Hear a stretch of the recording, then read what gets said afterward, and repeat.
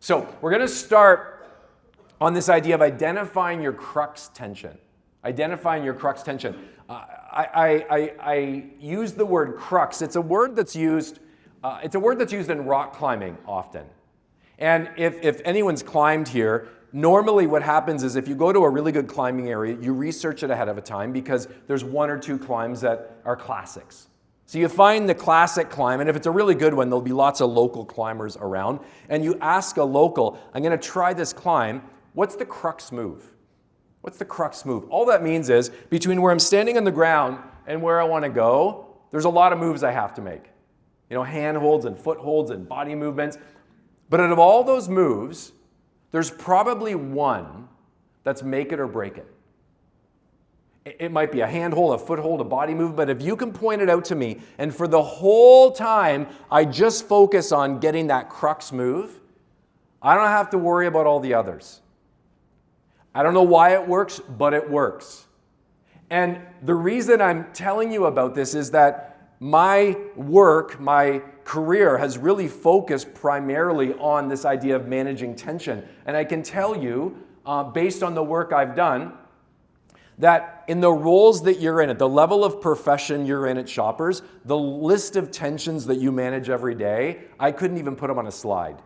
You're just managing so many different tensions and complexities, and it's not helpful for a speaker or an author to say, here's the list, good luck. That's overwhelming.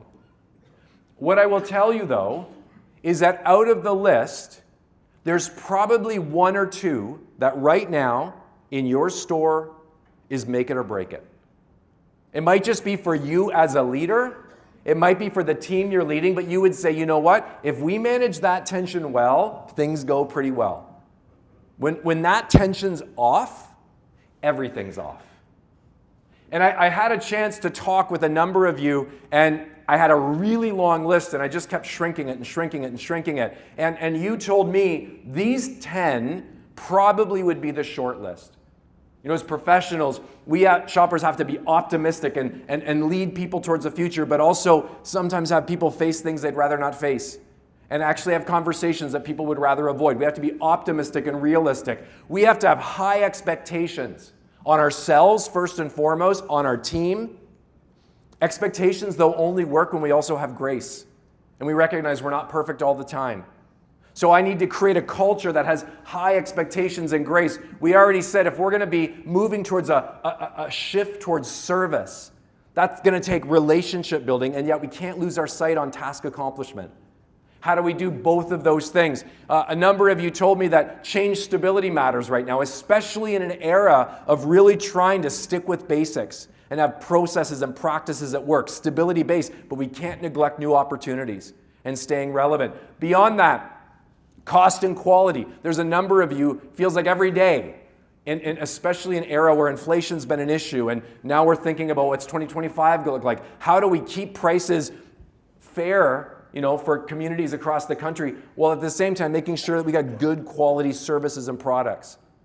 You know, beyond that, leadership often is about creating an environment where you can give people freedom to do their piece and do it well. Freedom only works, though, when there's a culture of accountability. I'm having this conversation with my son right now. He's 14, and I said, just so you know, you're in a space in life where there's more and more freedom given to you. That's actually the way it's supposed to work. The fine print, though, is with every bit of freedom we give you, there's more responsibility we're holding you to.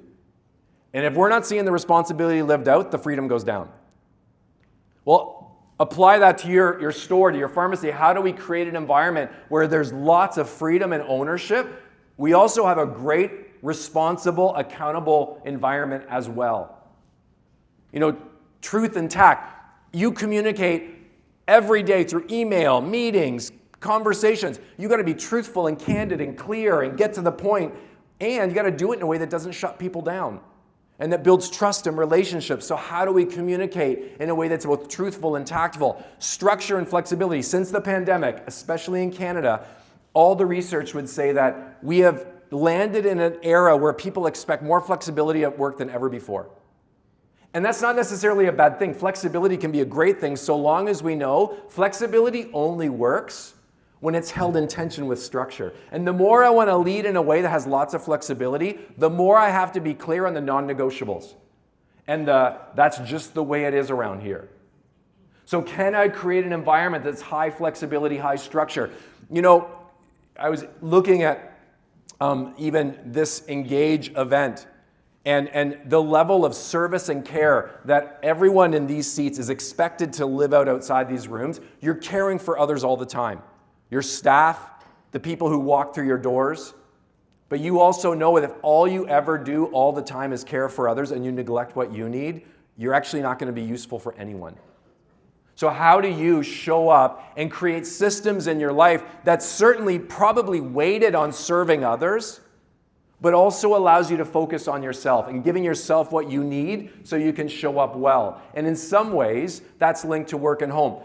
You know, leadership and taking on roles like you have, it sounds wonderful and glamorous, but a lot of people don't know the fine print. And that is the more responsibility on my shoulders, the harder it is to show up with vitality at home. And again, you're never going to solve that, but you want to be able to stand back and say, I feel kind of like breathing.